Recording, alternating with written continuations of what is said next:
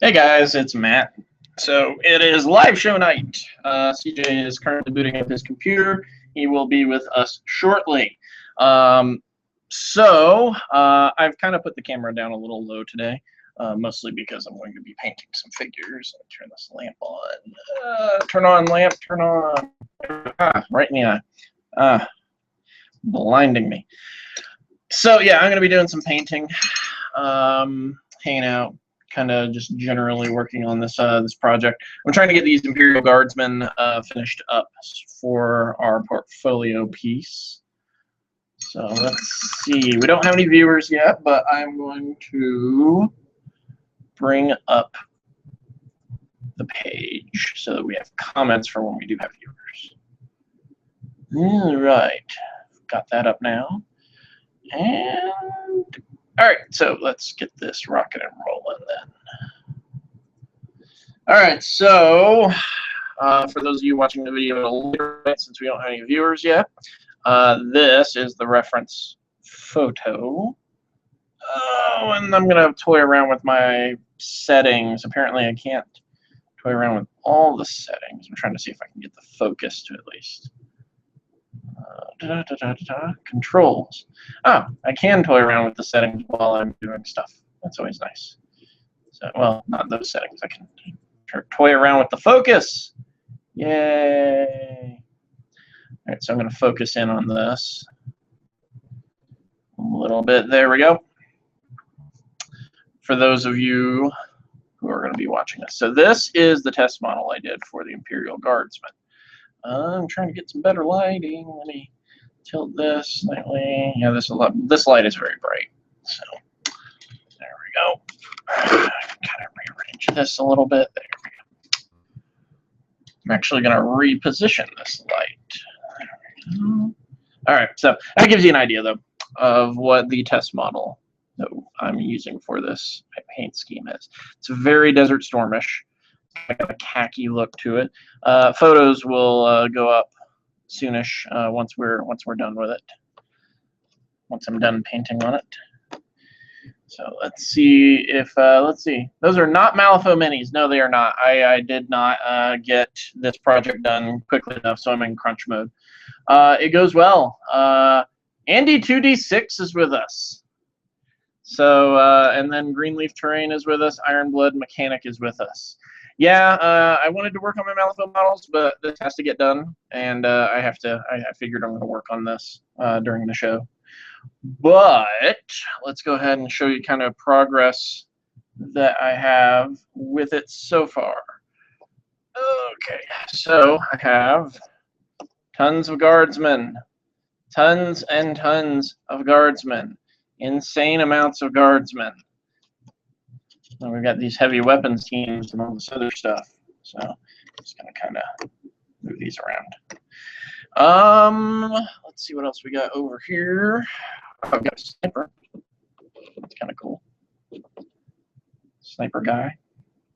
I'm going to go through and I think I'm going to do some weathering on the weapons, because in the original test model it turned out more black than the ones. I've had a lot of people driving by my house with no mufflers as of late. It must be on like a drag alley or something like that. Xavier Bordeaux, hello. So let's take a look-see. CJ should be with us in a few minutes, and then the conversation will liven up a little bit. But things I'm going to be doing. So let me grab the models in question. I tested something earlier. So one of the downsides of the Citadel washes that I have found is you get like this model, you get that shininess on the model. And the problem I've also noticed is that a spray of dull coat does not necessarily take that shininess out. It's very ingrained. So what I actually use is, I'm reaching over here. No, that's plastic putty. That's not what I use. Oh, there it is. Matte varnish. Vallejo matte varnish. But that's what I'm using today. I'm going to go ahead and go over all this with the Vallejo matte varnish a little bit and see if I can't. Well, first I'm going to do some more washing on the khaki. I'm not pleased with how the khaki has turned out. Because if you notice on this one, the test model, there we go. That's good. That's the sweet spot. If you look there and you look at this one, it's too bright. The wash was not deep enough on the others. Now I blame this partially on the model. This particular model has a lot more flat crevices, I guess is what you would call them. Like if you look, here, let me grab a little brush. If you look right there, you see these black lines. That's from the wash they had done on the test model. Now the problem is that it doesn't pop as much on some of these others because they just don't have as many spots where there are flaps. So what I'm going to go do is I'm going to be going through and I'm going to be spot washing with the Agrex Earthshade. I need to let that soak for a few minutes because it's a little dry at the moment. So what's everyone working on tonight? And yes, I will work on mouthful models. I want to work on them. I just have to I have to get this done so that I can, you know, get it up there, get it portfolioed and all sorts of wonderful stuff. And mostly get it off my desk. So let's see. Who all's with us? We have 6 viewers. Okay, so last week we had a tops of 16 viewers, which for me was you know, very exciting. I would like to see if we can't pop 20 this week. 20 would be awesome. What has everybody been up to this week? I have been basically painting and painting and painting and painting and getting some other necessary stuff done around the studio. We also started playing Infinity this past Friday, and we decided to start doing Infinity on Wednesdays up here. So that's what's been going on with me. I also have to announce also, for those of you who are watching, I'll announce it at the end of the show as well. We are going to be switching the live show date to Mondays starting next week. That's just for scheduling reasons. I have some stuff that I have to take care of on Tuesdays now. Let's see. Bleentron, it is morning over there. Is morning over there? Yes, I suppose it is morning over there. All right, let me check and see where CJ is at. CJ and me actually have some interesting topics to talk about today. All right, so one little neat thing that I would suggest when you do citadel washes, grab yourself a random piece of scrap hardboard or something else that's equally heavy, glue it to the bottom. I've lost like 3 pots of this stuff in the last year by accidentally tipping it over. Most of the time it's been tipping it over onto myself. I have a pair of pants that I call my painting pants. You've probably seen them in previous videos. Bleentron is building more buildings here, detailing and stuff. That's all really boring. Yeah, that's kind of what I'm having to do here today. Got to do some spot washing. It's about, you know what, I'm going to grab the camera and kind of show you guys this whole setup, how many IG I'm in the process of painting. So it's not focused, but as you can see, that's a lot of IG. And that's just the ones that are almost done. The ones that are not almost done, you've got like the commander units right there. You've got a bunch of Ogren. Pay no attention to the Tyrannocyte. You've got a bunch of veterans and then stormtroopers right there. So a ton of IG. Now I'm going to have to refocus all this. Oh, wait, it landed almost perfectly where it needed to be. Let me close Audible so I'll stop clicking on it. CJ has arrived. Just in time. We're going to be getting orders to join up with the other Andy 2D6 is assembling the next batch of goblins for his Kings of War army.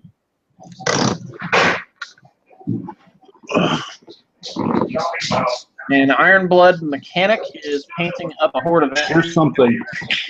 What's that? All right, there we are. Now I hear you. Now you can hear me? Yep. There's not an echo from my speakers, is there? Ah, okay. Is there an echo from my speakers? There is not now. Okay, cool. Alrighty, so made my way through all that traffic. So what are you working on tonight, sir? I'm having dinner first, and then I'm actually going to have to focus more on my Pathfinder group and the convention that is now going full-fledged. Yeah, we have an interesting topic, I think, to go over tonight, don't you? Mm-hmm. I will let you lead in with this for those who are not aware. All right. So, in a nutshell, last night, Feast of Blades officially made their announcement. I will actually pull it up and read it verbatim, so that way I'm not misquoting or anything. Mm-hmm. And if you're interested in knowing, I'm doing spot washing on the khaki on these guardsmen because the original wash was not heavy enough, apparently. Let's see here.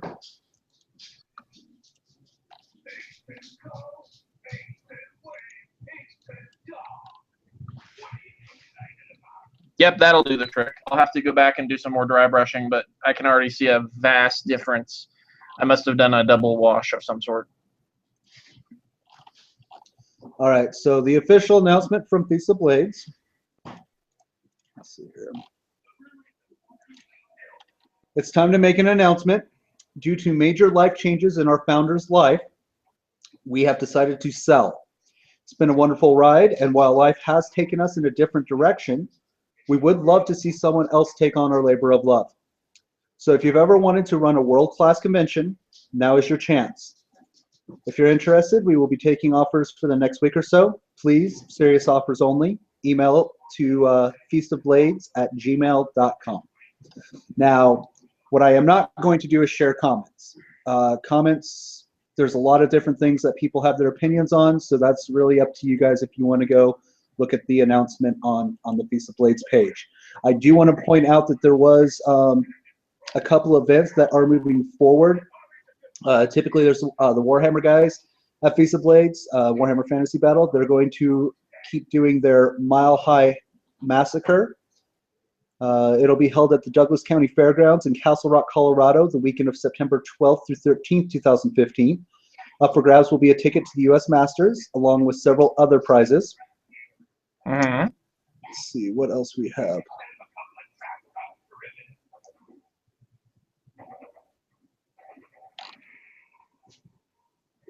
So that was that. And then there's another announcement somewhere here for Colorado War Machine.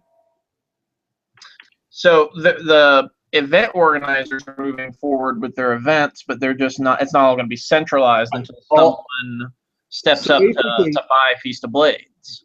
The best way I can put it is, if you went last year and you had an amazing event with a lot of people at the event that you attended last year, chances are those individuals are still running an event this summer, so that way we still have something, or maybe not this summer, but like either this summer or this fall.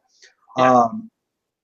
And then next year they're going to join up with the convention that I am finalizing a board of directors with this week. So you're gonna be moving forward with that, with this having happened. Yep. I'm not going to throw a lot of details out there because a lot of it's still in the air. We're trying to figure stuff out, but we do know that it's going to be in June or July next year. Mm-hmm. It's going to be a 2-day convention. We're going to have all things tabletop. We're looking to get panels out there, classes with some world-renowned painters and modelers. We're looking to get just a lot of things accomplished. It's going to be a Rocky Mountain thing, so we are targeting everybody in the Rocky Mountain region, not just here in Colorado, but Wyoming, Nebraska, Kansas, Oklahoma, Utah, New Mexico, Utah, and Arizona. All of you are welcome. We're trying to make this a regional convention. Think a mini Gen Con. Obviously nowhere near the attendance Gen Con has, but if we could get 1,000, 2,000 people, that would be really, really cool if we can get that. And I honestly think that we can hit a bare minimum of 500 to 1,000 people, like absolute minimum.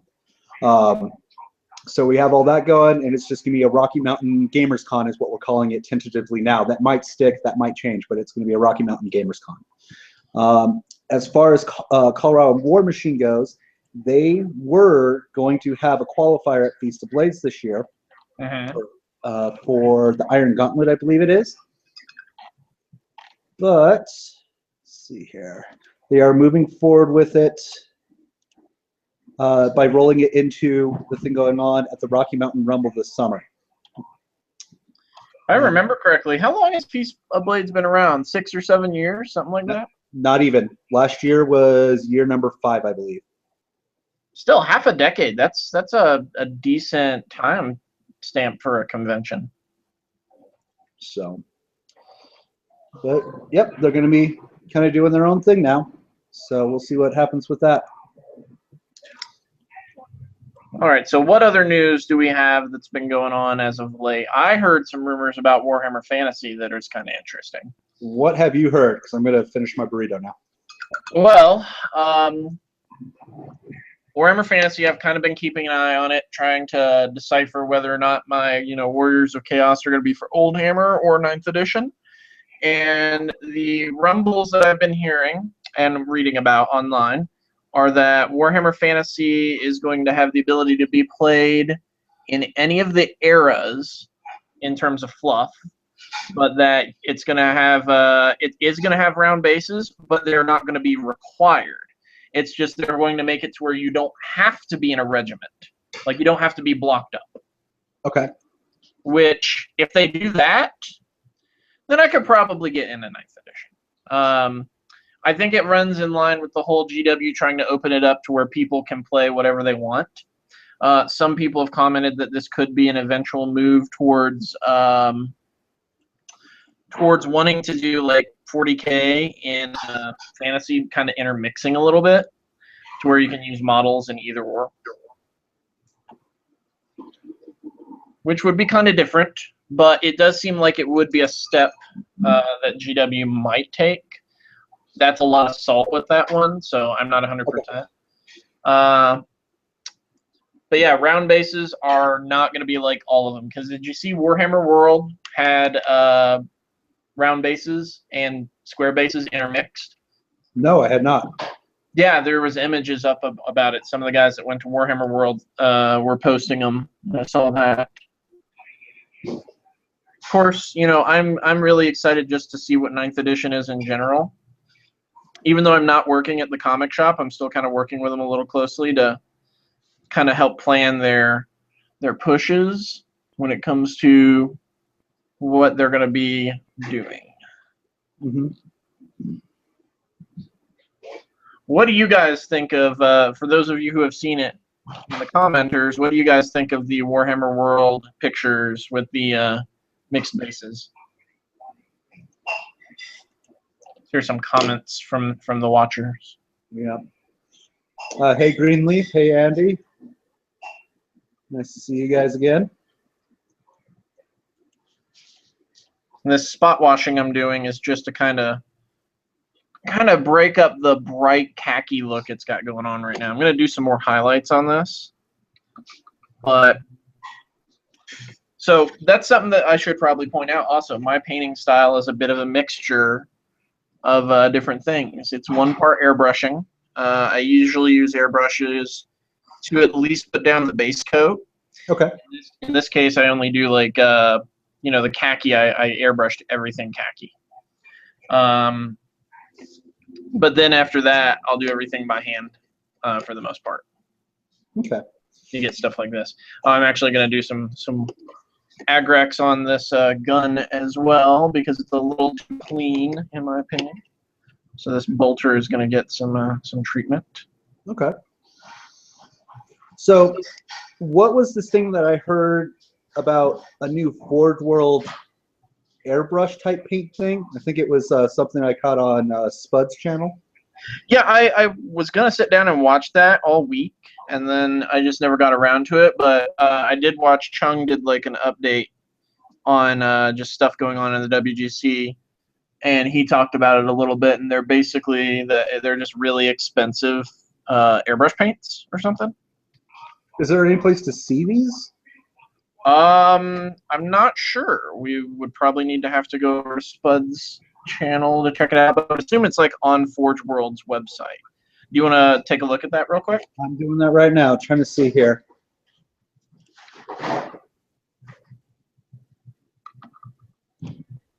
But yeah, Chung was talking about it, and to be honest with you, I don't really buy airbrush paints per se. As long as you thin them correctly, any paint can be an airbrush paint.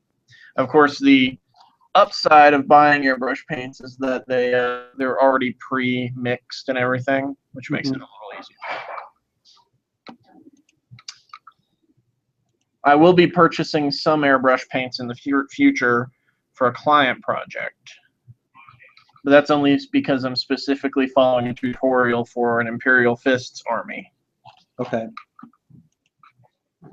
And it's just easier for me to get the, because the person who did the tutorial by painted, it's like he does all the super really good airbrush tutorials. Yeah. So I'm just going to get that just for sake of matching the color easily. Okay. It's that Captain Lysander one. Thing here on the website. Andrew Bueller is watching. Andrew is a friend of mine that I've played. Well, I haven't played Andrew, but he paints up some really nice Grey Knights. Getting down here for a battle report one day. What do you think of that, Andrew? You think you'd want to come down and record a battle report against the Necrons? Because I'm not gonna take the Chaos Orcs against Grey Knights. That would be awful, probably.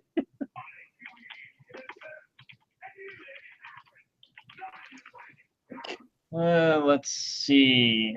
How many viewers? We got 5 viewers tonight. I'm kind of tired of this monsoon that we've been having. Have you been having that problem over the other side of the mountains? What's that? Have you been having a lot of rain over there on the other side of the mountains too? Yes, we have. Have you guys been getting it? Non-stop. I don't think there's been a single day in 2 weeks it has not rained. This is the start of week 3, right? Yeah, roughly. Yep. So for anybody who's watching from California, na. We have no drought. Yeah, but it's a bit ridiculous how much rain we're getting. Oh, it is. I had all these weeds growing in the backyard. I just found out that they're actually rhubarb, and they're huge because of the amount of rain that we've been getting. Oh yeah, I mean I did my yard. I had to put some weed killer down, and I'm gonna have to go do it again because I haven't had a chance to be able to do anything because it's been raining so much. Yep. And the weeds have just sprouted back up again now. Yeah, It's been frustrating. It is pretty nuts. Okay, heavy weapons teams. So I did decide something while working on this project, though. What's that? I'm gonna start getting into that habit I see a lot of other painters doing, where they have the models not glued to the base. Now these came pre-assembled, so it does mean that I will have to take them off the bases if someone sends me pre-assembled stuff. But it's just such a pain in the butt to try and paint something, especially like a heavy weapons team like this. It's really difficult to paint those when they're glued down like that. Plus, just for sake of ease, it would be a little easier to paint the whole thing. When it is on a little like cork. Let's see. Leantron, not really got anything but mild curiosity about the incoming Warhammer. Gave it up on and back went with it. Kind of as a rules first guy. So the whole modeling focused game thing isn't really his thing anymore. Yeah, I actually get that. That's kind of why I don't start any more armies for the most part. Like I've fallen into starting Chaos Demons, but I've gotten those mostly through trades or for very cheap. All right, CJ, so what are you working on now? Still getting things organized. So it's going to be probably I don't know if I'm going to have any miniatures to be able to work on tonight, but this week I am going to probably pick up one of those all-in-one army boxes from Privateer Press over at Enchanted Grounds here in Denver. Uh-huh. I want them.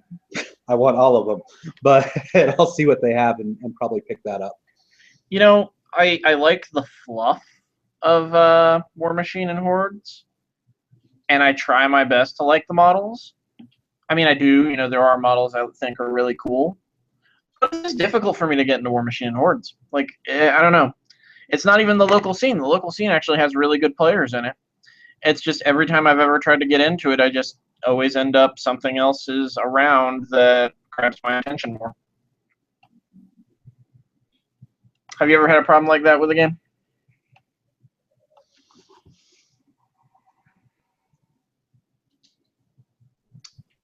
No, probably. I mean, there's a lot of miniature games I've wanted to try, and a lot of the stories and things look really cool, but I just haven't been able to justify myself getting into it. Actually, a good example might be Dust. I would love to try Dust. It looks like it's very, very intriguing, but... well, that boat's sailed, though. Yeah, I've been hearing between that and Battlefront. But, yeah, I mean, that's the only thing I can really think of. Infinity's pretty cool. I would like to see more fluff from Infinity, but it's not bad. Same with Malifaux. I do need to play both of those more, though. Drop Zone Commander, really excited about that. Just heard about Drop Fleet Commander. Very curious to see how that's going to turn out. And then, yeah, War Machine and Hordes is basically taking over my interest from 40K, just because 40K's gone way too big for me to keep up with. It's almost like it's Magic the Gathering. There's way too much for you to get. I've been hearing the rumor that that's how they're going to be approaching Fantasy and more of a limited release schedule kind of deal. I could say if they do that, that's going to lose a lot of people who just won't be able to keep up with the pocketbook side of it. That's my personal take. Because there's people who can't keep up with Magic the Gathering. And if you're also scaling that to, like, let's even say just, you know, a month, every other month release or something for a major release for Fantasy. Or even every 3 months. If they kept it at like the Magic the Gathering ratio, which they wouldn't be able to support that at all. Oh, that looks much better. Darkening, like this guy, I have to actually sit him down like this on his side because of the fact that, here, let me move this heavy weapons team now. To let the washes actually fall and dry in the right spot. Because otherwise it just all pools to the bottom. And then it looks like crap.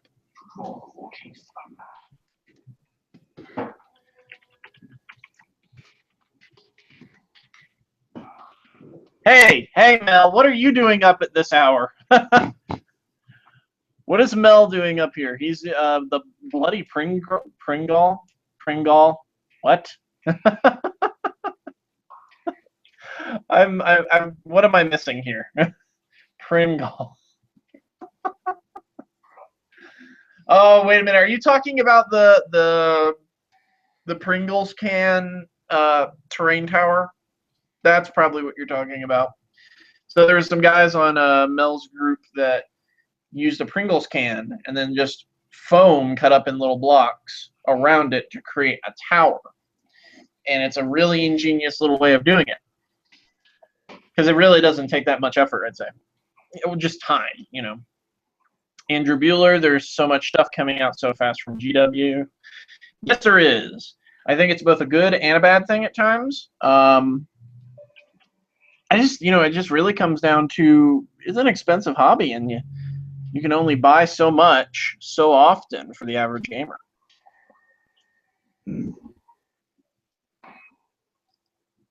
So let's see here. Getting my spot washing going. Ah, Mel is chilling out before bed. Decided to come bug us, contribute to our madness as we're sitting here. So what are you organizing, CJ? I am trying to finalize organizing a lot of these things for the convention right now, because we have a lot of work that we're trying to get done. I mean, it's basically snowballed. From the moment that I started reaching out last week. I think pretty much after we talked, finding out what people thought, what they would do, so on and so forth. It's been snowballing really, really quickly. We ended up getting the ideal board of directors together. 4 of them have committed, including myself. There's 2 more that I just need to vet. One of them comes from a recommendation of one of the other board members, and I trust her judge of character. So I just need to meet with the guy before we actually make it official for him on there. And then there's another guy that I really want because he's been running the oldest game store here in Denver, Bonnie Bray Hobby Shop, since the 70s. And I really want him on board because he brings a lot of wisdom and connections with him that could help make this a very, very well-run event. Oh, well, that's good. So, let's see here. And I still need to get around to your post and share it on my pages real quick. That tower, Iron Blood Mechanics said that tower was super easy to make. The shingles are proving to be a bit more a pain in the backside, however. Same with beer cans, says Andrew Bueller.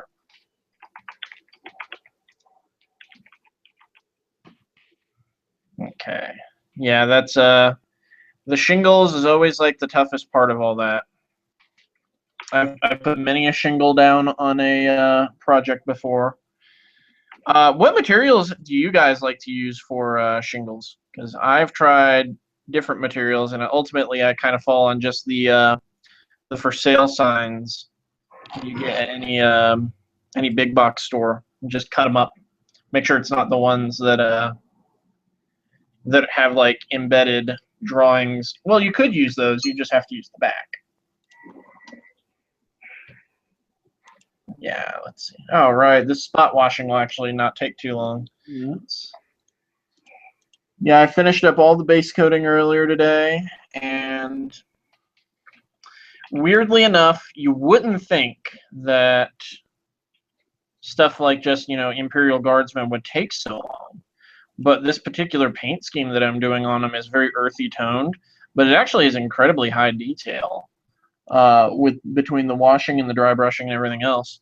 And then just mass producing it does take a little bit of time, a little bit longer than I predicted in general. Been working on it for a few days now, just trying to get it out the door.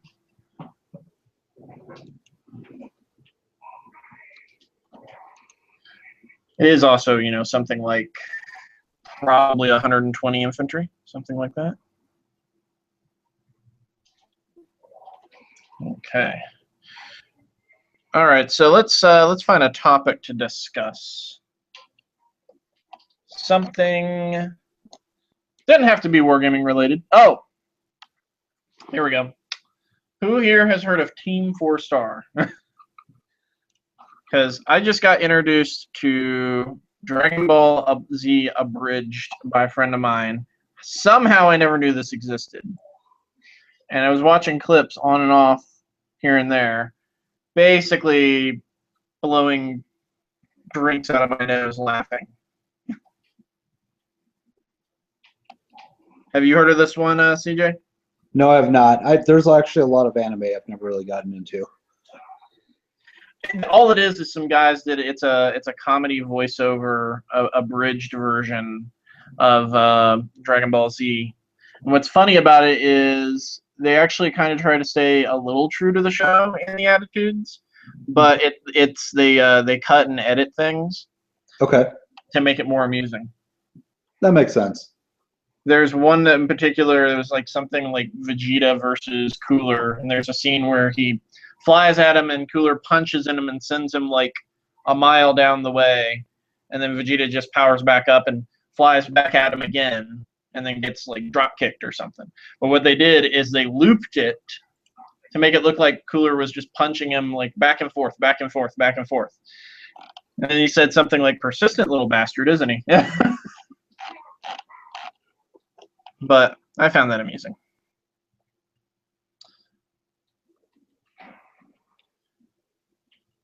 Mel is gone. He is heading to bed. Let's see.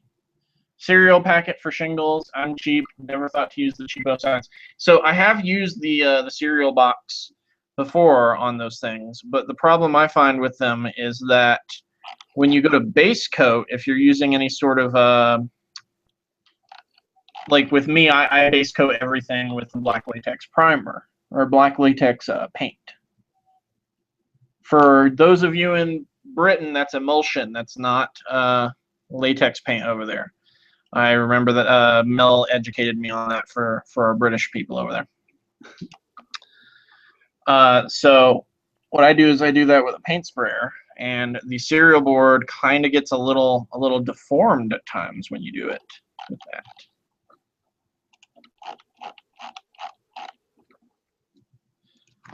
All right, CJ. So tell me more about these plans that you're making. What games are you thinking are going to be heavily supported already? You said War Machine. War Machine's in there. In fact, let me pull up the list. What were some of the ones? In fact, I probably have my list here. So let me just grab some papers. This is a little bit of a springboarding. Let's see, we got all of these here. That's more of the con type stuff. Where did I put that?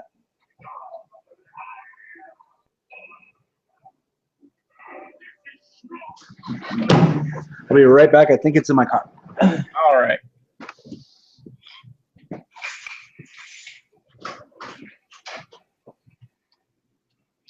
All right. So, yeah, I haven't yet gotten this done. This project is pretty much the last one that I need to get done in order for us to launch the painting division with Titan. There's been a lot of juggling going on at the studio as of late. A lot of trying to keep up on projects and trying to get certain things lined up so that the studio has plenty of projects coming in. Alrighty. So we're looking at an 18,000 square foot venue. Okay. Let's see here.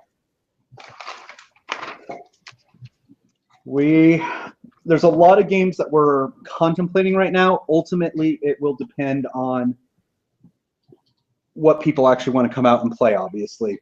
So obviously we want to have a board game hall. As far as collectible card or dice or living games go, pretty much all the living card games from Fantasy Flight Games are on the list. The one that I do know is pretty big out here is Netrunner. Also interested in Dice Masters, HeroClix, High Command, or Magic the Gathering, if anybody wants to run those up, which I don't expect a lot because those would likely be really rough to do.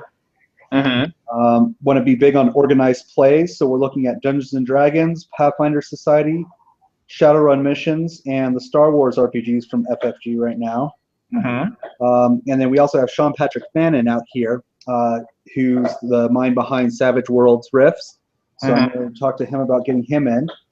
Okay, I will say this right now: if he's there, dude, you got to get me in on that. Because, all right, I have a nerd moment, guys. I got to show you guys this. Hold on.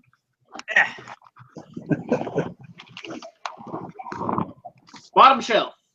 Do you see all that? All of it. Yeah, all that is all of my Rifts collection on the bottom shelf.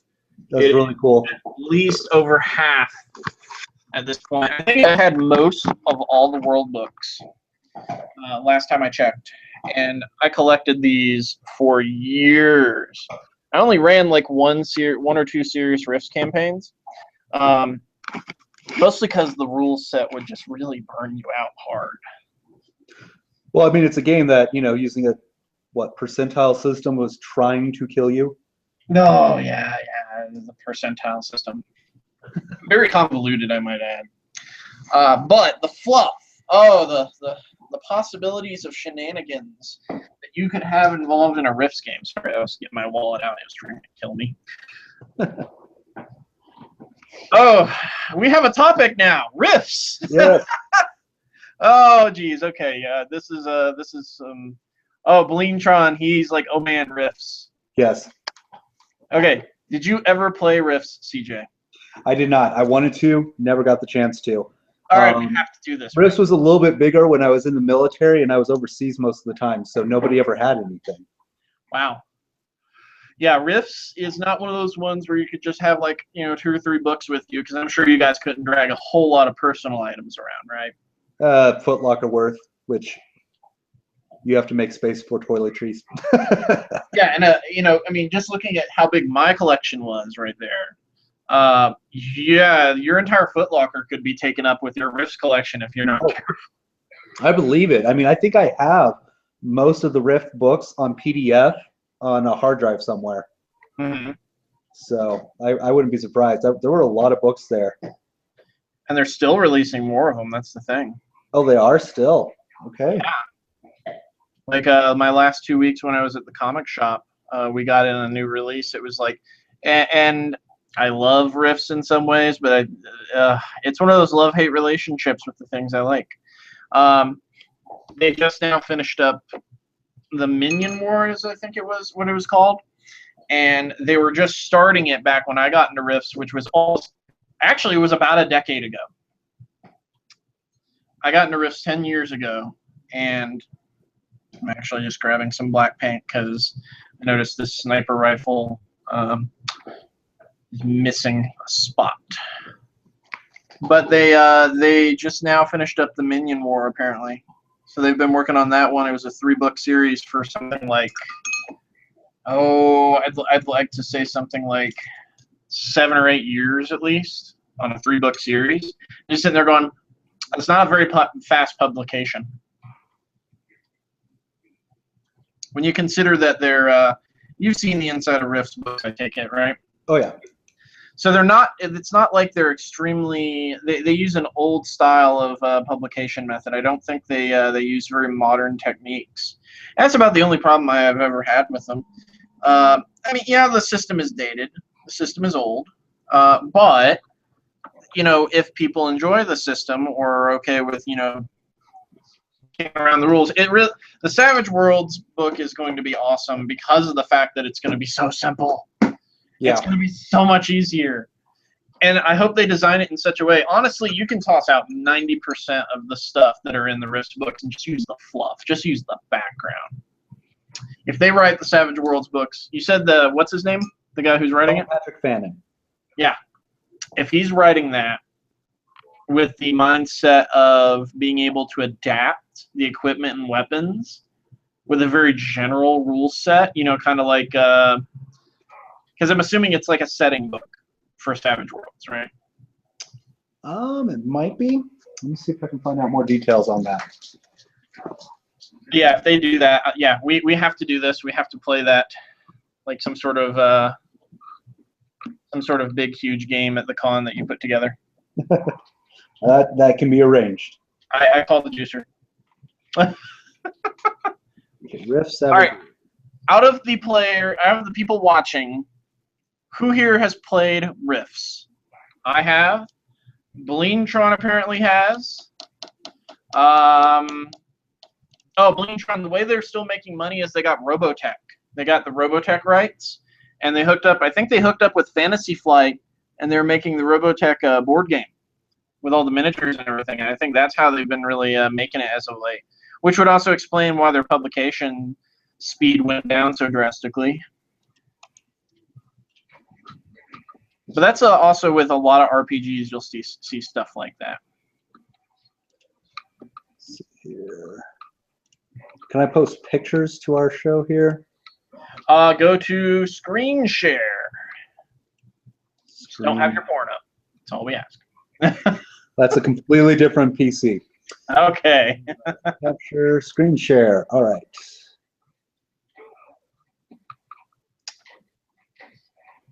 Can you just upload a picture? No, you go to screen share and then you look at the picture on your screen.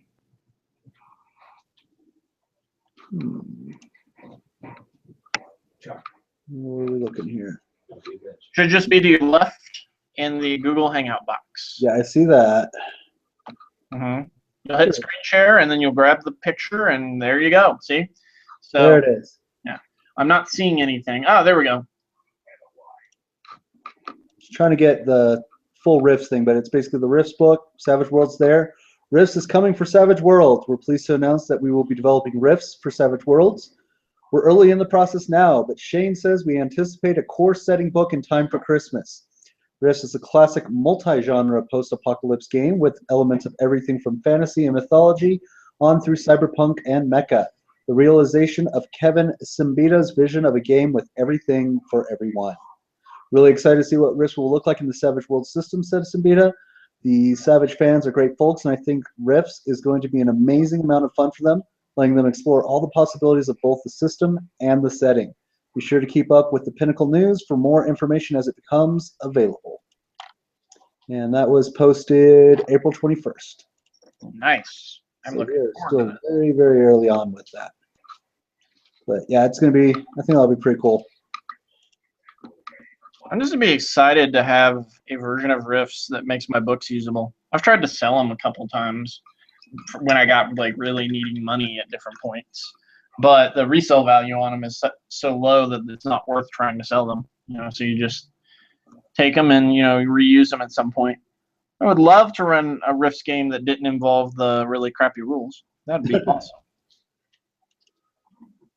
All right, so Rifts. I ran 2 major games of Rifts. The first one was the first game I ever ran, so that tells you how wonderful an experience that was. About the only upside to it was that I did have quite a few good players, and then I had that game. I encountered all the tropes like that you could possibly think of. The problem players that would overanalyze everything you ever did with the campaign. And then the setting I enjoyed the most was the New West setting. Did you ever read that book? I did not. I mean, I never got to read any of the books, really. I was more or less glancing through everything. Well, the New West setting was basically Old West in a post-apocalyptic future. Had a very Fallout feel to it, well before Fallout 3 had come out, or New Vegas. I'd say New Vegas is a good portrayal of that particular setting. I heavily enjoyed it, and we ran the most successful one was a mercenary campaign we ran. We had, I can't remember what the name of the race was. It was an alien race that was basically a giant walking lizard man. We had a guy named Remy who drove a giant nuclear-powered semi-truck. He couldn't read. That's awesome. Yeah, he couldn't read or write, but he had a big, huge gun. He was just a gunslinger, basically. Yeah. And then the funny part is, yes, we did get the Smokey and the Bandit joke going because as soon as they completed their first mission, they took their stuff out and commissioned a nuclear-powered 77 Trans Am. Wow. Really? Oh, I wouldn't drive that. I hear someone in the background over That's there. my roommate. He's over here, and while he plays Shadows of Mordor on the big screen. But yeah, and then the funny part was this also was where the 2 characters I created that reoccurred in games for years were created. The first one was an evil Chinese merchant named Fu Manchu. That was literally a throwaway character that became so popular in all of my games that he was always sought out, especially in Rifts. So he basically would just, hire you to do these really seedy missions, and he would always have all the most powerful weapons in town. So people would always go to him, and they'd always come away feeling dirty. And the second was introducing the crazy psychic girlfriend to one of the main players who showed up a lot. Mm-hmm.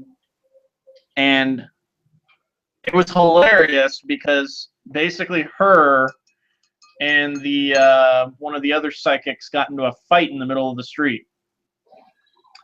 And the player who was dating her in the game, he tried to leave, so he got into the Trans Am and he's like, "I'm gonna go now." And she's like, "You're not going anywhere." And then somebody cast Carpet of Adhesion on the ground, so the Trans Am basically just got stuck with him inside it. Carpet of Adhesion was basically one of those go-to spells, kind of like Magic Missile or something like that. Okay. It was one where you. Oh, hold on. I have had the camera focused on you the whole time. No, carpet of adhesion. Basically, it had no limit. It was you throw it on something and things stick to it, and that's it. Okay. Theoretically, you could stick 2 planets together with carpet of adhesion. So we said to ourselves, well, what's the limit of it? Well, it's magic, so theoretically a Trans Am would get stuck to the ground pretty hard. If someone tried to pick the Trans Am up, then the ground would probably break before the carpet would break. And it was hilarious because they both basically ended up throwing powers at each other that were meant to nullify the other. So one of them went blind, and then the other one got goo on their face and couldn't see or breathe. So essentially, the 2 of them just in the middle of the street with the Trans Am peeling out, and the guy stuck in it, not wanting to get out so he doesn't get stuck to the ground, doing this at each other. God. It was a pretty amusing game. Sounds like. I think that would be pretty cool. Bleentron. Rifts is a game where a literal Gundam can exist, yet somehow can take less damage than its equivalent tonnage in cardboard boxes. Yes.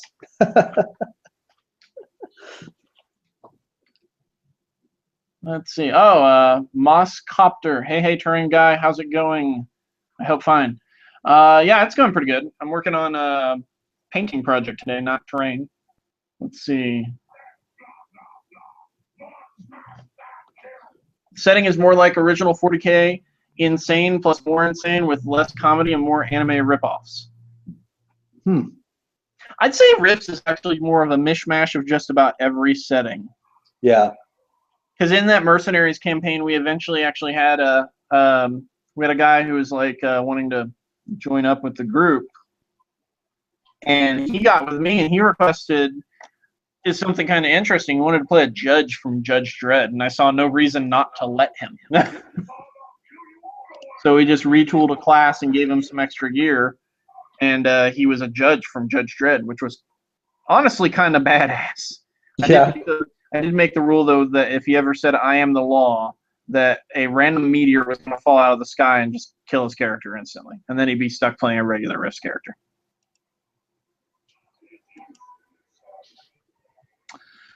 Now, Rifts, so you don't know much about the classes, do you? Not at all.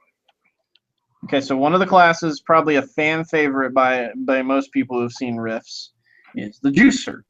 The Juicer is a chemically augmented super soldier. He's basically Bane from Batman. I like that. I approve. I approve.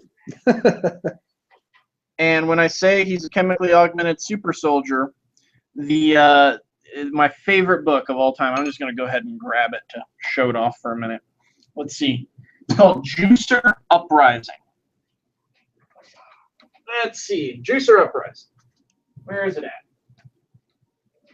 Trying to find it. Of course, none of my books are in order, so this is making my life difficult at the moment.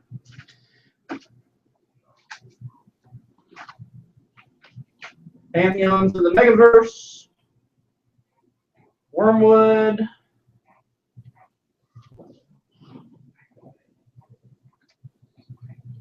There we go. Juicer Uprising.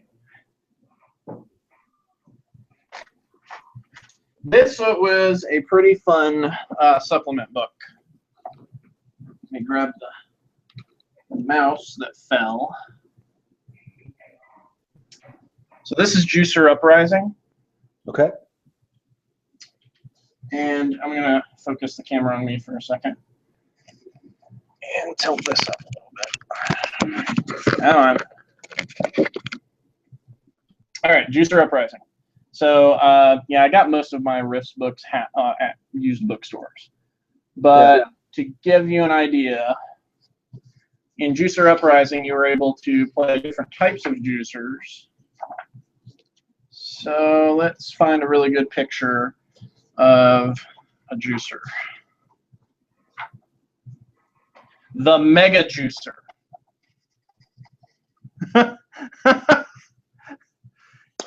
Looks a little juiced. Yeah. Wearing super badass body armor. Let's see. Then, of course, you know, my favorite, the Titan Juicer. That's pretty much Bane, That's isn't it? big. Yeah. It's pretty much Bane. They all wore these harnesses that would distribute stuff, the chemical all over their body. Try to find a more classic picture of a juicer in here. But you get the idea. The juicer's pretty. All right, there's more of your classic juicer right there with the, you know, the spiked mohawk, the battle armor, the kind of crazy, I'm gonna screw everything up around me with just knives. Because juicers, the problem is I can't remember the exact amount of time, but they don't last long. They basically burn their bodies out in about 5 years, something like that. Oh wow. Yeah, so the juicing process burns them out pretty fast, pretty hard. Take a look-see here at this guy. All right, yeah, that definitely improved. Improved. So take a look at him now. Cool. His coat, isn't the wash dried on his coat? Give it a little bit more weathered appearance. Well, it's the problem is it was all pulled down at the feet because it's just a flat, you know, piece of plastic. Yeah. So I had to put him on his back for the spot washing. Okay. Bleedentron, OGs, the Uprising, that was some scary stuff, mostly because of the limited lifespan stuff. It's hardly a deterrent to PCs, so the classes are pretty insane, even by Rift standards.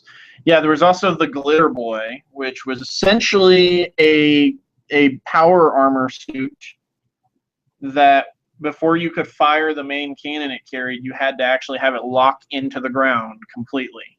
Had like 2-foot pistons that had to lock into the ground because it essentially fired a high-power nuclear railgun. Do you know the background of actually what happens in Rifts, like what makes the world the way it is? Oh, I know I've heard the story before. I know that there's ley lines all over the place. There's like really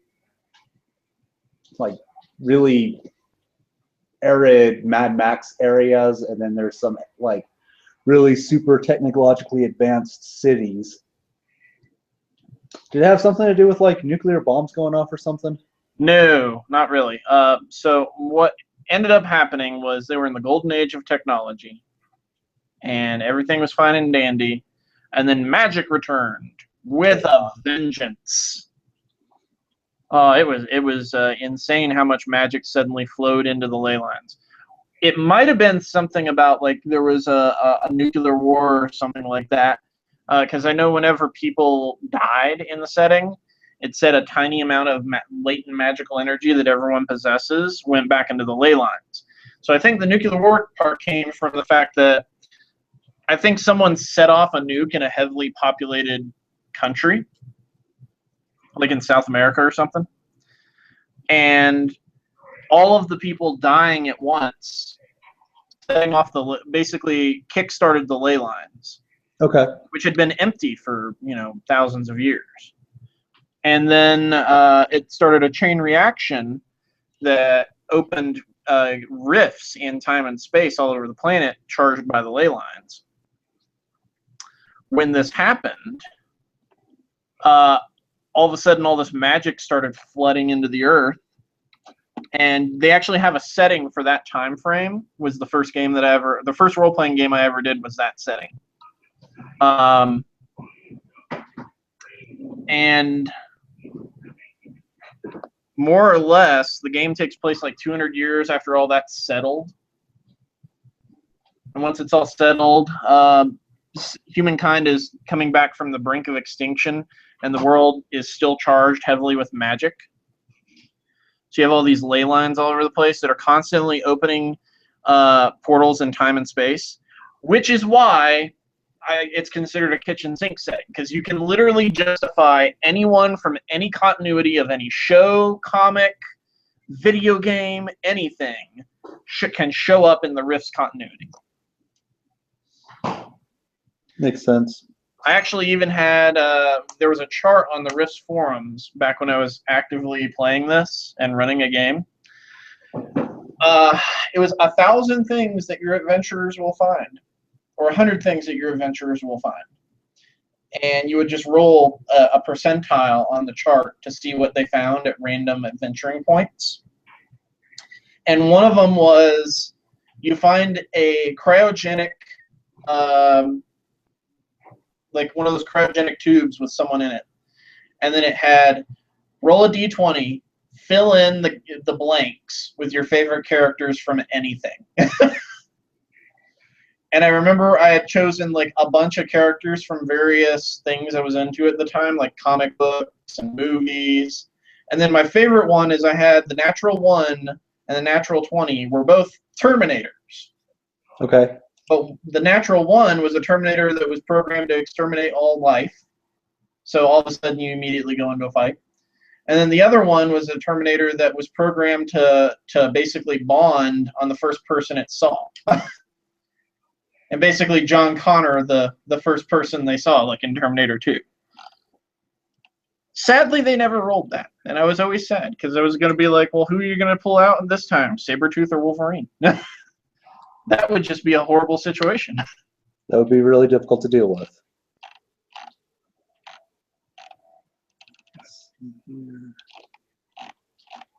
Let's see. Oh, yeah, there was also no satellite network because of the mutants in orbit or something. And then the satellites that were up there were still in war mode, so they'd blast anything that would come outside of the planet's atmosphere.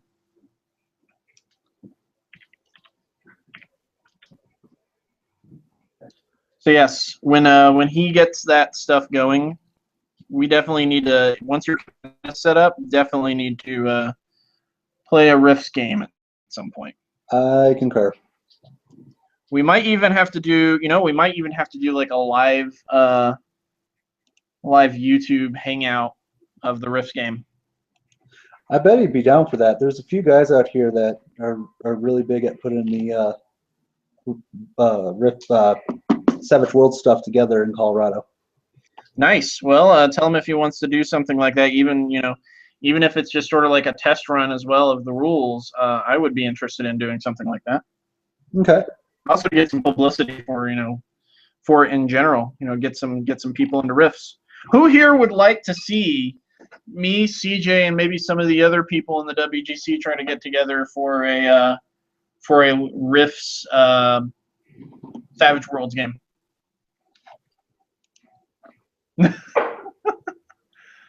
What about you guys? Comments. Let us know if you would like to see something crazy like that. We'd have to find a few more people. I wonder if I could convince Sean to do a live Google Hangout to do it. Yeah, that's what I would want to do.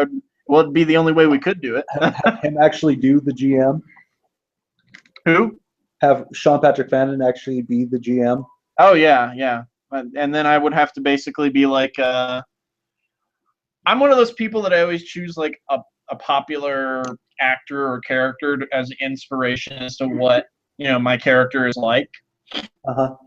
So because it's Rifts and because it's crazy and insane and kind of tongue-in-cheek and hilarious, I would probably have to say, what's his face from Family Guy, the guy in the wheelchair? I know his name. I do too. Joe Swanson. Joe Swanson. Joe Swanson as a juicer. Bring it on! Exactly.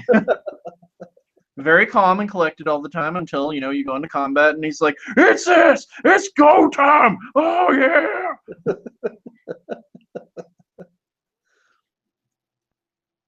Joe Swanson as a juicer. I'd have to get someone to draw that for me. Yep. A Family Guy. Oh, no.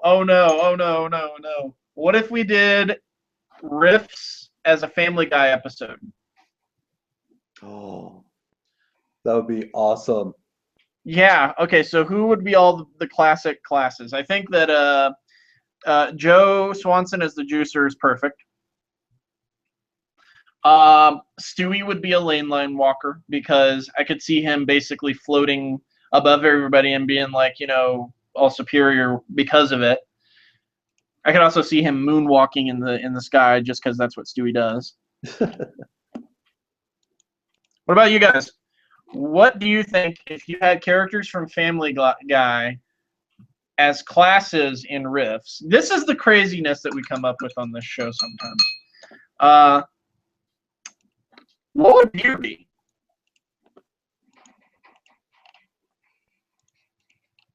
Why do I see Peter as a glitter boy? And then just like Joe Swanson Juicer versus Brock Sampson Juicer. Oh God! CJ, did you hear that? Yes. That would be a little scary. Just saying. God, there's a lot of potential with that. Yeah, and bounce that off of him. See if he wants to do like a themed comedy kind of thing. We'd all pick like characters from Family Guy, or we could just do, a regular one as well. Either way, I'd say the regular one would probably get more views. The Family Guy one would probably get some chuckles, but that's about it. Yeah.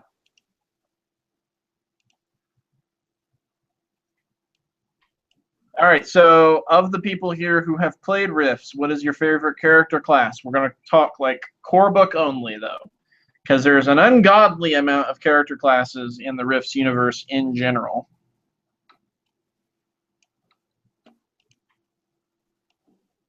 Of course, everybody knows what mine is. Mine's the Juicer.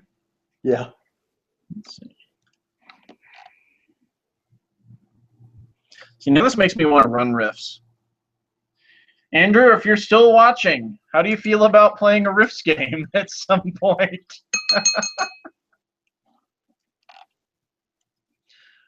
In non-gaming related news, though, my birthday is next month. Happy birthday. I'll be turning the big 3-0. You're 1/3 dead. How's it feel? Hey, I'm not 1/3 dead. I'm 1/3 closer to lichdom. Fair enough. I got a plan. I'm not going to just, sit in the ground.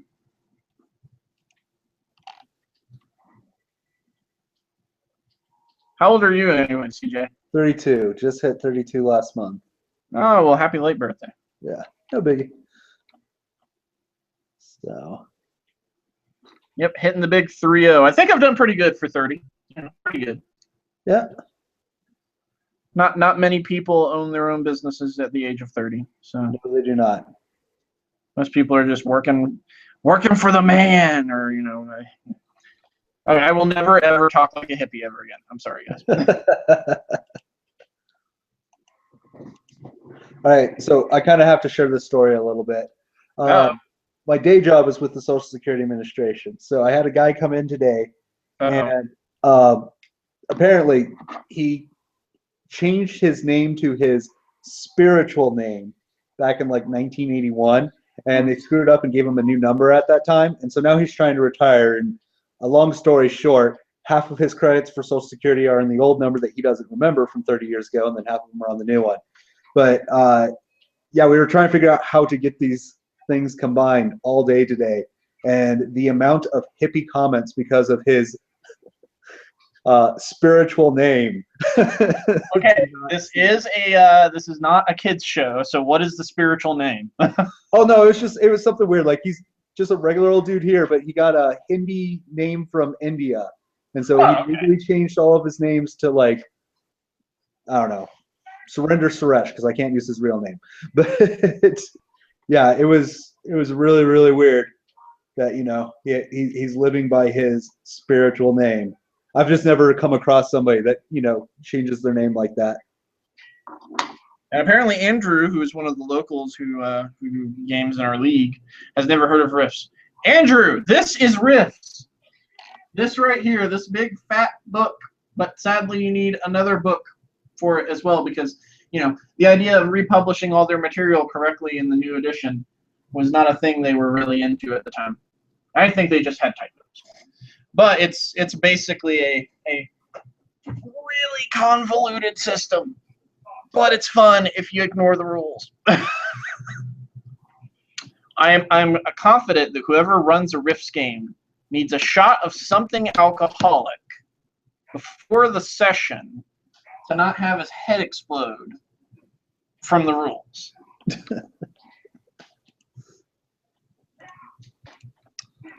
Let's see. Yeah, they're all talking about me going, turning dirty 30 apparently. So let's see here. So earlier, I was talking about some of the stuff that we were going to do, and apparently we have somebody at the door. Stopper, one moment. There's mute. Hopefully it's not the postman. Dogs are barking. Blintron. Jaeger pilots from the Triax and NGR book. Yeah, the Triax and NGR books were pretty good. For those who don't know, Triax and NGR was a Rift supplement that is basically kind of had a Tau Empire feel to it. I'd say that's a pretty good way of saying it. They had like really high-tech mechs all over the place. So that was one of the upsides of that particular part of the system. Okay. So for those of you who were not here earlier, because our viewership's kind of going up and down, we've got some people working on some terrain. Then we've got some Andrews working on like pigment powders. And then I'm working on Imperial Guardsmen. CJ's working on con plans since Feast of Blades seems to be no longer a thing, which is kind of sad, but not surprising.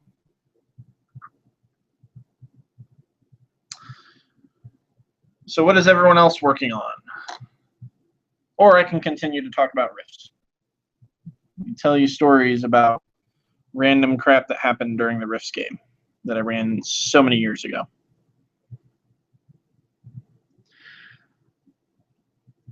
Oh, okay. So there is one part about the Rifts game that was really awesome. Hold on. I'm getting a phone call, so I'm going to mute this. That is Drew from the local comic shop calling me. I will call him back tomorrow, probably, because I do not know why they're calling me. I don't work there anymore, guys.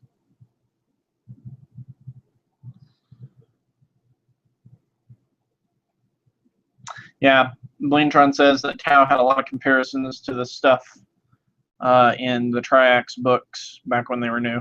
I think the Triax books were partially inspired by that, but everyone was jumping on the anime bandwagon back when those books were released. Games Workshop was not the exception to that rule. Games Workshop was definitely jumping on the anime bandwagon.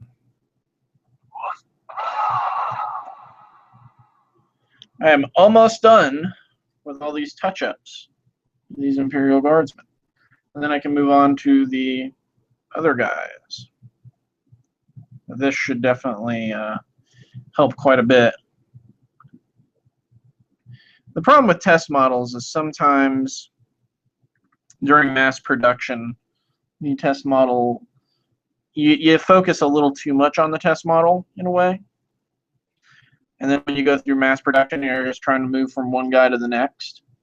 You don't have quite as much focus going on them. So it's just me trying to match this. Doesn't help that I did this test model a while back and I'm just now finishing it. So,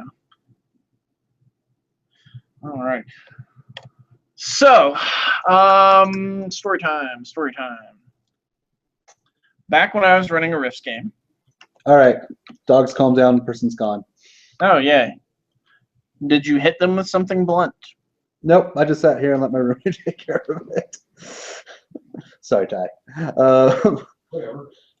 So let's see here. It was basically CenturyLink trying to sell us more internet or something. You have internet. Yes? Wait, we have internet? Is that how this is working? I'm broadcasting over internet? I thought I just recorded to my PC and it mystically made its way across a ley line, so. All right. Anyway. I will say I watched through seasons 1 and 2 of Orange is the New Black while working last week. And that first opening scene when she's like, it needs to be plugged in for the camera to work. Have you seen that? No, I haven't watched Orange is the New Black yet. It's actually at first I was kind of meh about it, but then I got about halfway through the first episode, and that's when it kind of grabbed me. It's mostly because it has freaking Captain Janeway as a Russian cook who's imprisoned for like murder or something. So it's, I look at the Star Trek and I'm sitting there going, it has the lady from Star Trek in it, and she's much older and she talks with a Russian accent. That's half the reason I watched the show. All right, so story about my GM style when it comes to games like Rifts that are very open and have all sorts of possibilities. There was a story running where there was a godling that they were hanging out with one point. Now in Rifts, a godling is slightly more than a demigod, but not quite a god, I think, if I'm remembering correctly. So what ends up happening is this godling was a son of Poseidon.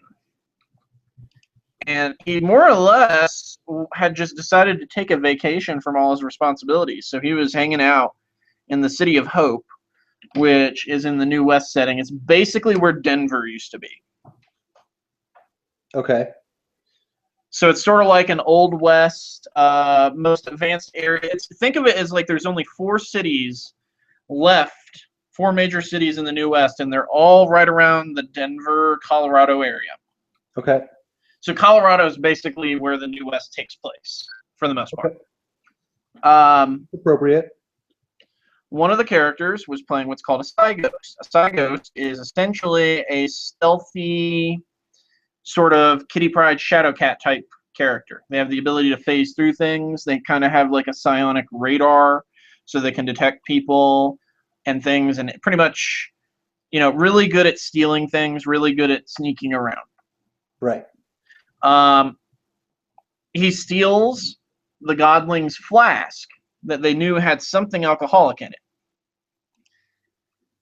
And then he's like, I'm going to drink it. It's just like, you're stealing something that's strong enough to get something that's almost a god drunk. Do you really want to do this? I think it's a smart decision. What do you guys think? Oh, Andrew, I have watched Daredevil. It is awesome. It has set the bar for me much higher now. Oh, Daredevil's one I need to get around to watching, yeah. There's a fight scene that's like in the first 2 episodes, I think, that'll pretty much, you'll never be able to watch anything comic book TV show like that again without comparing it to Daredevil. Okay. It kicks the bar up to like 20. Okay. Okay, so back to this whole thing with the demigod.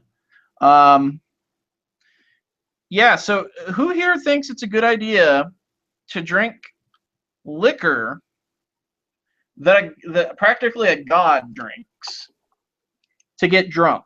And you're just immortal. You're immortal with powers, but you're immortal. Is this the wisest course of action? It could be. Okay, so the funny part is, in Rifts you have, saving throws, but this was kind of like back in the day in the old 2nd edition D&D where you'd have saving throws against practically everything, rather than just general saving throws along the 3 that they started doing in 3rd edition and everything. So one of the common saving throws is coma or death,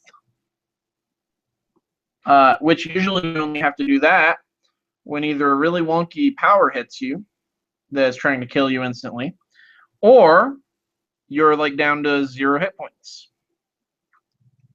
So he drinks it, and he has to make a save versus coma or death, and he fails it, so he instantly falls to the ground, loses all hit points, and is in the process of dying, and basically has something like 10 turns before he dies, and they rush him, they stabilize him and rush him to a hospital, and he spends 3 days recovering and almost dying, and making rolls and making rolls.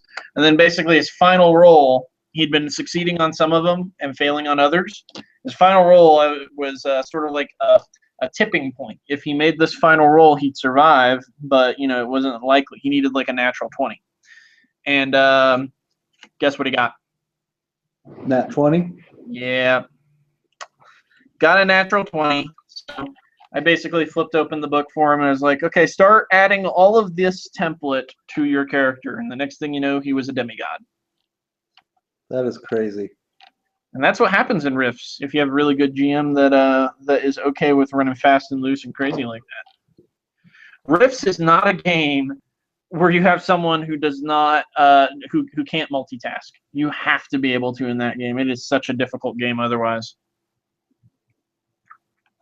He ended up becoming a demigod. And then let's go on to another story now. Later on in the game, they get stranded in Arizona, which, you know, that's not terribly far from Colorado, but when you talk in terms of the Rifts universe where, you know, going a state away is an extremely dangerous journey because of the magical dangers involved. You know, traveling from Chicago to Colorado is, you know, an odyssey unto itself. Yeah. So they're trying to find a way to get back to Colorado. And during their stay in Arizona, they're actually where the Grand Canyon is. It's a city called Arsno. They have to, you know, find a way to pay for their stuff because the city doesn't recognize any of the regular stuff that, you know, all of their mercenary contracts and all of their credits and everything. So the demigod picks up a job as a bouncer at a bar. And he actually, you know, he commonly has to toss these hobos out on ladies' night. So he eventually actually gets the hobos. You know, the way he starts making his job easier is he actually starts getting the hobos stuff, and they start worshiping him. You know, because he is a demigod. So he's sort of like, I'm going to, you know, start my own religion. Ha ha ha ha. And he succeeds. And then, so then we had these players join our game who they were just like random people that showed up as like, can we play? And I was playing with a bunch of people who were very including rather than excluding. I've learned these days that usually you want to have at least one person in the group vouch for them rather than let random people like this join. But this was back in the day, you know, when I was still like 19. And we allowed them to play, and they, you know, one of the other characters that was busy doing things in game away from the rest of the group helped them create characters. And, you know, two of them actually did fairly good, but the third one, he created a mind melter, which is essentially a super psychic and has Darth Vader-like powers. And he gets thrown out of the bar, and he's like completely irritating everyone in the group the whole time he's playing.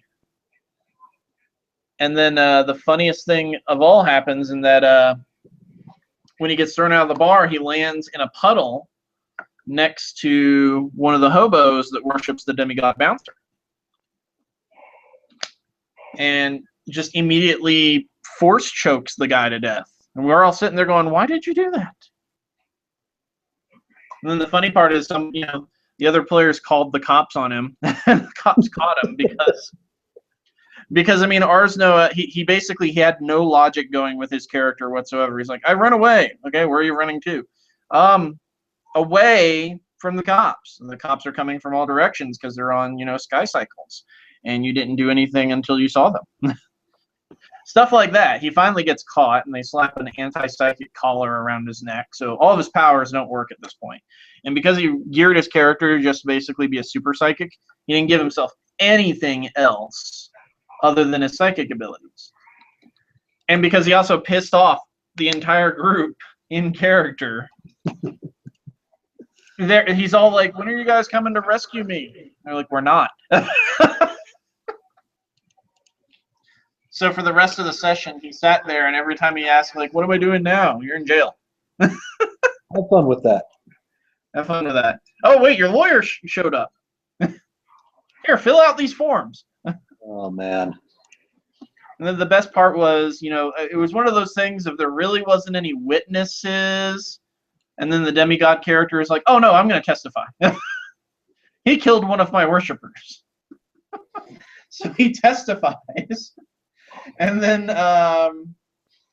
there's actually the game store owner was kind of sitting there laughing at it the whole time a little bit too. So the game store owner looks at me and says, "Can I play the random hobo that's left over out of his 2 worshippers?" I was like, "Sure, run with it, have fun." So we actually end up doing this whole trial thing. I felt bad for the kid in a way, but he kind of walked into it himself. He's kind of being a tool the whole time. This kid was maybe like 14 or 15. And I gave him all the chances in the world to try and so here's the thing. The only thing I was looking for him to say for them to try and not execute with him was to say, "I'm sorry I killed someone." Randomly. I was insane, to come up with some excuse. And all he kept saying was, "I did it because I wanted to." So we do this little mock trial for 5 minutes. And the demigod player and the game store owner are sitting there, and they're basically testifying against him. And then when they get taken off the bench, the players are just sitting there across from him, giving him this face. So it's just sort of like, wow. Then the next day he was executed in the game. We're just like, maybe this time around you want to roll a character that is more going to work with the party. Yeah.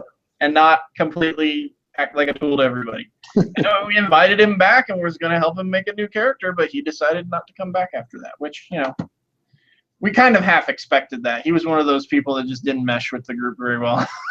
Yeah. That was probably one of my meaner things I did in my role-playing history, but when you do dumb things in games, your characters tend to die. Yes, this is true. What is the dumbest thing any of you have done in a game?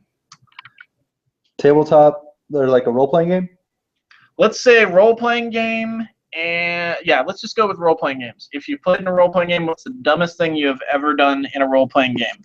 Not dumb as in felt stupid for, but dumb as in weird, strange, and out of the box, kinda.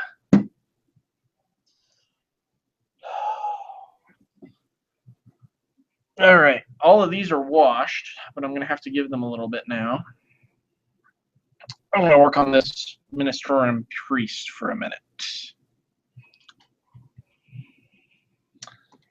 And I would say dumbest thing that I ever did. I was playing I think it was a 3-5 game, and God, I can't remember exactly what it was. For some reason, it was. I think it was like a dragon or something that was trying to get away, and I had a pretty powerful summoner at the time, and I ended up casting Greater Earth Elemental right above it, and just got the perfect rolls. So the entire thing just landed on the dragon that was flying away and plummeted to the ground. And it died instantly when it hit the ground because of the amount of falling damage and the weight of a Greater Earth Elemental on top of it. That'll do it.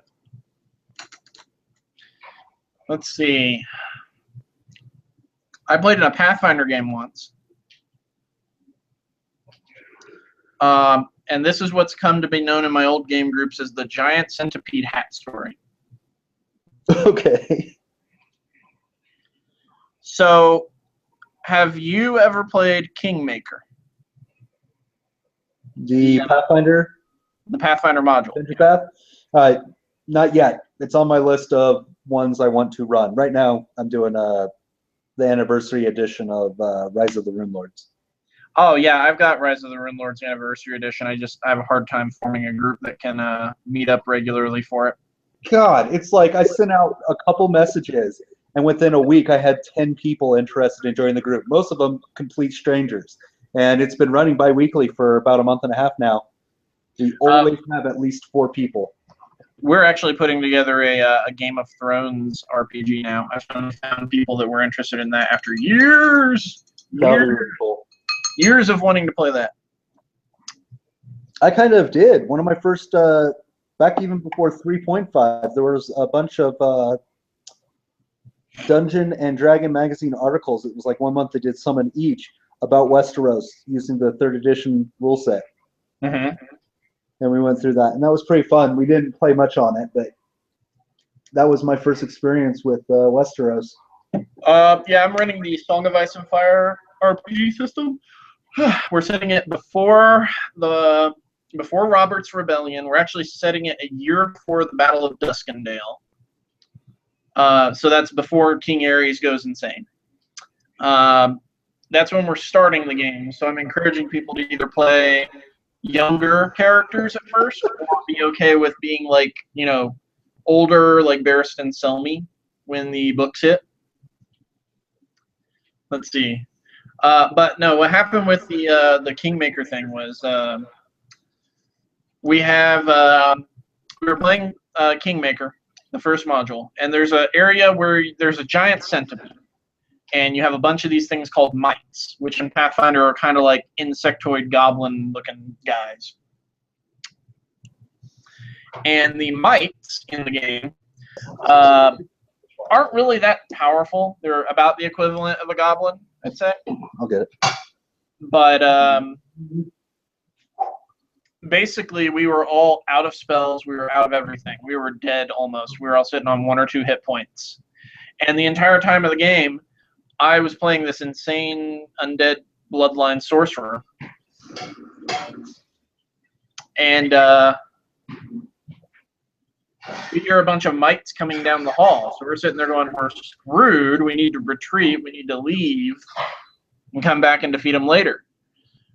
So I basically took the remainder of the centipede's head, hollowed it out, threw it on top of my head as a hat, pulled the antennae off, and ran screaming down the hall at the mites, casting ghost sounds to make it sound like some horrible monster was charging towards them. And they're not that intelligent, and I had spec'd Intimidate the whole time and had an incredibly high charisma, so I ended up getting some ridiculous number close to 30. So half the mites took off in the other direction, and the other half were shaken for 3 rounds. Wow.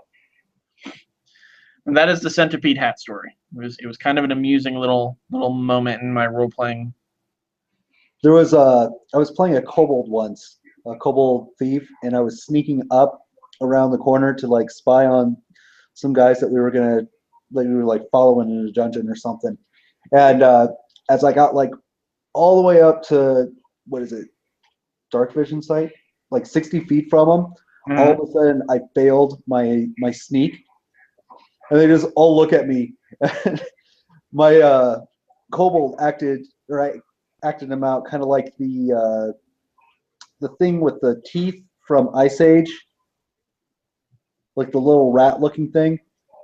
Oh, the squirrel from Ice Age. So I just look at it, realizing I fail, and then the rest of the party, all they hear is getting louder and louder, and they see me skip around the corner on 1 foot. As I shout, was like goblins or oglers or whatever they were behind me. That does not sound like it ended well. It did, because as soon as I got around the corner, I was the small one. Everybody else was like a fighter or a barbarian or something. So as soon as everything rounded the corner, they just like fist bashed them, and it was a good time. That was one of my more memorable moments. Let's see here. So back to what you were asking about earlier with the stuff for the con. I didn't really get to touch on the miniature gaming side of things. So there's a lot of miniature games we're looking to getting out there.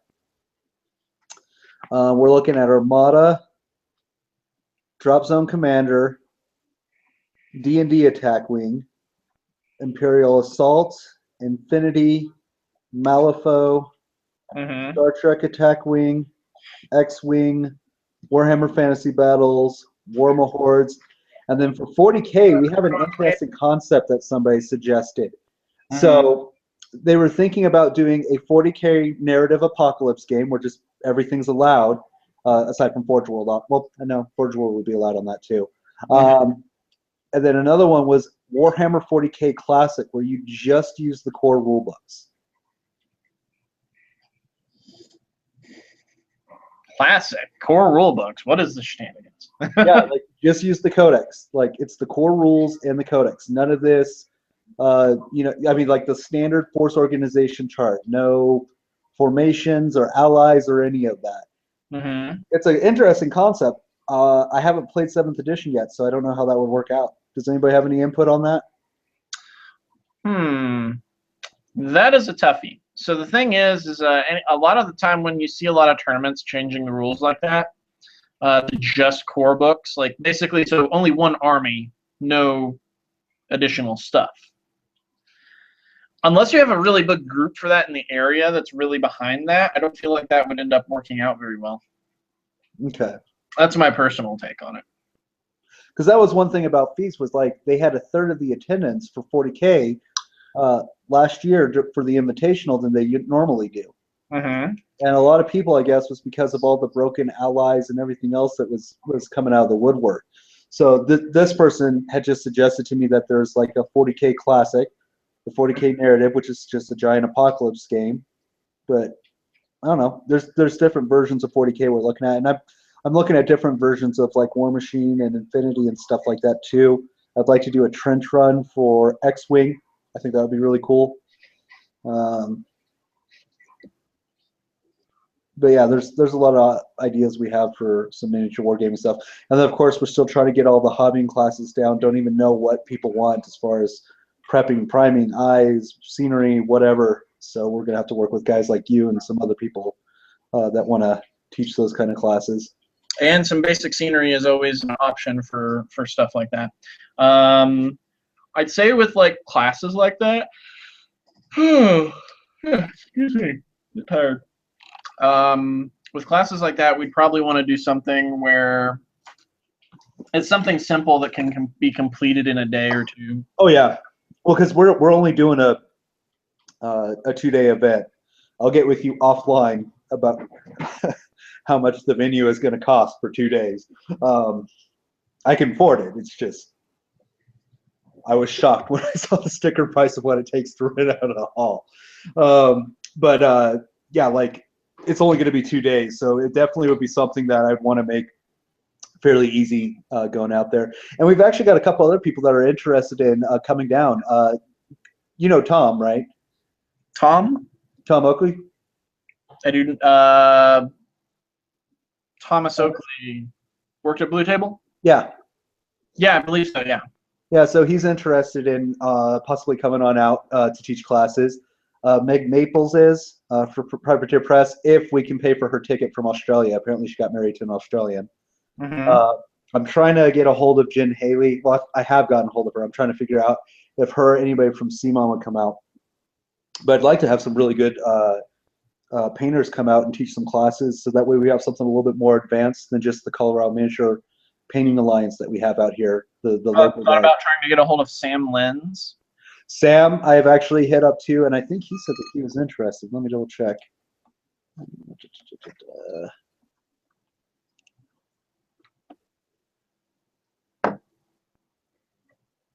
Yeah, basically plane ticket and a place to stay,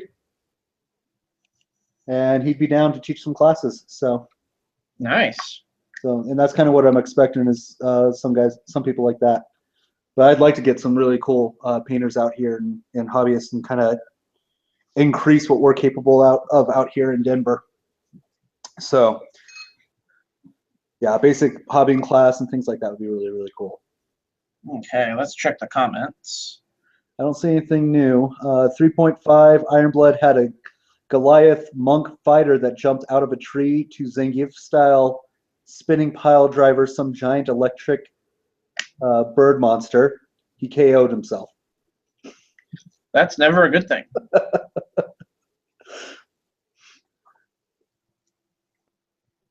Let's see.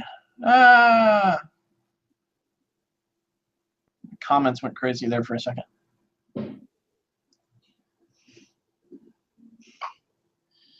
Yeah, sorry I wasn't working on my Malifaux stuff tonight, guys. I just want to get this. I've got a bit of crunch time going this end of the month. We have a huge 40K tournament coming up for the end of our Escalation League, and I'm finishing up this army and 2 others before June 6th. So I'm pretty much constantly working every day right now to get all of that stuff done. Yeah. Next week I'll be back to painting up some miniatures. I gotta decide on what I want to pick up. The store I go to for my board game night every other week through Thursday nights, all they really sell is Games Workshop and Privateer Press, and then like Reaper Bones. But I don't. There's not a rule set to Reaper Bones, so I don't pick them up. So I'm trying to figure out what I want to pick up to work on next week. You said you already worked on your drop zone? Some of it. I can still paint more of my drop zone, but there's not really any place that sells drop zone out here in Colorado. I'm trying to get that changed. And then Infinity, it's there's a few places that sell it, but they're all much further north, and I don't get to them as often. Same with Malifaux. So it's pretty much working on what I have, painting them up, or assembling more models. And I'm really itching to get in some of the Warma Hordes, because we have that event coming up. When is it? In July. So I'm thinking about going in there and diving in waist deep, get my teeth kicked in, learn how to play the game proper.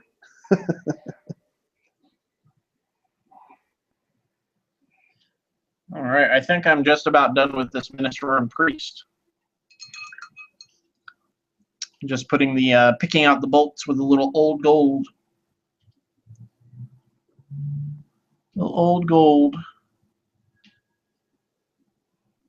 I actually had forgotten what color I'd used to do the dry brushing on the ground, and just figured it out again. Oh, nice. Yeah, I was sitting there going, what color did I use? Because I wrote down everything except for that, apparently. I was just starting to rack my brain. And finally, I looked over and was like, oh, that's Parasite Brown. That's what I used.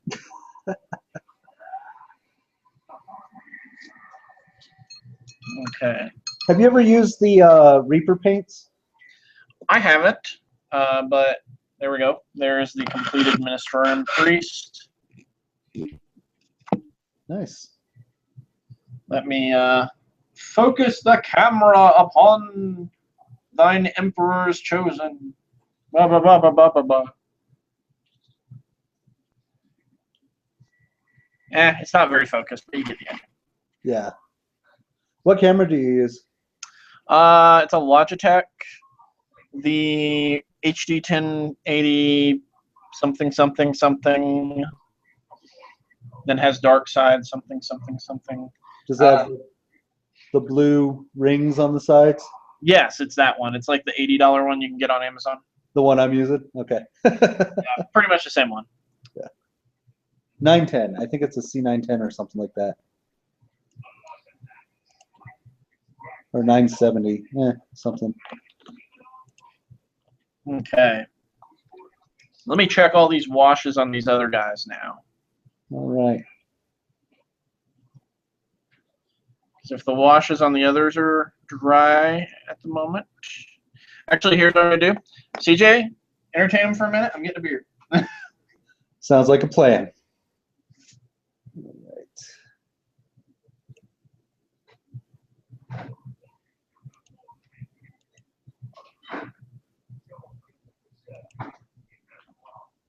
Okay.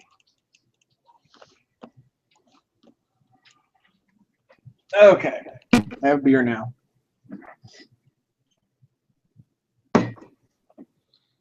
All right, so I think at this point, now that I've done all the spot washing, seal up this Nolan oil so I don't spill it all over myself like I do with every Nolan oil that I seem to own. With that spot washing done, I'm going to go ahead and start in on the matte varnish. Matte varnishing all of them because the dull coat does not take enough of that Citadel sheen away. I mean, honestly, I like the Citadel washes, but they leave such a sheen that I almost wonder if it might be more worth it for me to get empty bottles and to make my own washes instead. What do you guys think? Because if I have to go over the washes with a Vallejo matte varnish, yes, it's nice that they're pre-mixed, but doesn't that kind of defeat the purpose then? Makes it more expensive in a way? What do you think, CJ? I don't know. If you know your own ratios, I'm all for doing it yourself to save money. But well, essentially what you would need to do is you need to get colors to match, the washes that you use on a regular basis. Agrax Earthshade and Newland Oil are the two that I use the most. Which Newland Oil is just a black wash. That's really what it is at the end of the day. So that's easy. You can get some black and you can create a black wash. Fairly easy. That's not terribly hard to do. Agrax Earthshade would probably take some mixing, and the brown that it would end up being would probably be slightly different. But then the upside of this is, let's say that you got, I've seen some on Amazon, and I've also seen them at different places. They're like these are 17 milliliters as Vallejo bottles. So you could get something like a 20 or 30 mil container, a little squirt bottle, and then you could empty an entire Vallejo bottle into it. Put some Flow Aid, which you could just use like jet dry, a marble for an agitator, and then fill the rest of it up with water. And theoretically, that would make a fairly decent wash as long as you got the ratio correct. You'd have to play with it a little bit. But my problem with making washes is, they're never, whenever I make them for terrain, for instance, going back and getting the water and getting the wash, it's always hard to remember what the ratio was. You know what I mean? Yeah.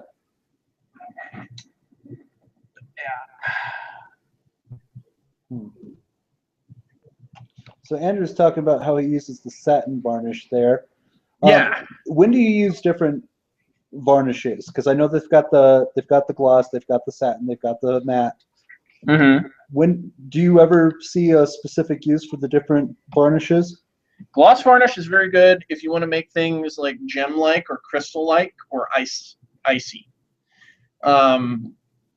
So if you're doing like ice bases or water, one way you can get away with it easy without having to actually use water effects is to paint it to look like water and throw a gloss varnish on it. That's one quick and dirty, easy way to do it. But yeah, basically you could use the matte and the gloss in different ways. I saw one guy did something really amazing. All he did is he painted his Eldar jet bikes jet black, and then just dry brushed on like a teal color onto all the gems, and then he just picked them out with a gloss varnish, and it made the gems look like they were kind of glowing a little bit. Really? Yeah, because the dry brush, differentiated them enough, but then the gloss varnish, since it makes it shiny, it was, the natural light was hitting it. He only had to use like a couple colors to do it, but it had a really interesting effect, especially on just the black model. It was a very simple paint scheme, but it was an effective one too. That's the other thing. I have not used my gloss varnish for that trick in a while, though. All right, so time to start glossing these guys, or deglossing, matte varnishing these guys a little bit. Over there. There's a little bit of my matte varnish right there. Just going to start going through them in order. I'm mostly trying to kill it on this khaki. That's really what's driving me nuts about all this. Because, they're boots, and, oh, that's not a good thing. I use the dry brush. Whoops. Well, let's grab a different brush. How about that? You ever accidentally do something like that? Go to grab a brush, don't realize it still has stuff on it, and then you're like, whoops. On your miniature? Yeah. Yeah, I hate that. So thankfully, that only got on the boot, so I'll be able to fix that up a little bit later easily. Das Boot. Das Boot. Who here has seen Iron Sky? Iron Sky? Mm-hmm. Not familiar with it. Iron Sky is a comedy action kind of thing on Netflix. It basically says that in 1945, when the Nazis were losing the war, they sent in a colony to the dark side of the moon. And it's like the year 2018, and the United States sends up another moon landing with a popular athlete to help push some sort of election for the new president. And they find the Germans on the moon. And then the Germans basically start re-invading Earth. Space Germans on the moon, basically. That's the short version. That sounds awful. That sounds what? My roommate thinks that sounds awful. It's very well done. They did a very good job with it, though. They actually got a bunch of well-known guys who play like German soldiers in various movies to play the Germans in it. So it has subtitles for the German speech and everything. So it's not like it's one of those ones where they make up a. Now the Germans do speak English through parts of the movie, as a whole thing of if we're going to reinvade the Earth, we need to know English, you know. But it's kind of neat to see them. They wear like funky astro gas mask kind of things.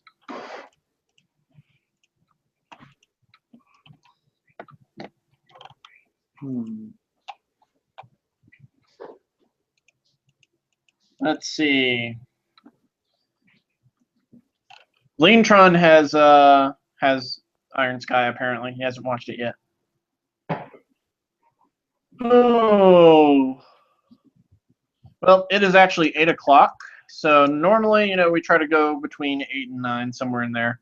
But tonight, you know, kind of a little bit tired. So I think I'm actually going to go ahead and call the show for the night if you guys are cool with that. Okay. I've been up since early, so I've been working all day. But just guys, so you know, we're going to be switching the show starting next week to Monday nights. That's because I just had to juggle some scheduling things where we're doing some local events, and Tuesday nights ended up being needed for another event. So we'll just switch to Monday nights and start doing the show then. Okay. All right. So anyway, take care, guys. We will see you all this coming Monday. Mm-hmm. And we will. I will be working on Malifaux on Monday. Excellent. I'll be working on Malifaux on Monday. All right. All right. See you guys later. Later, guys.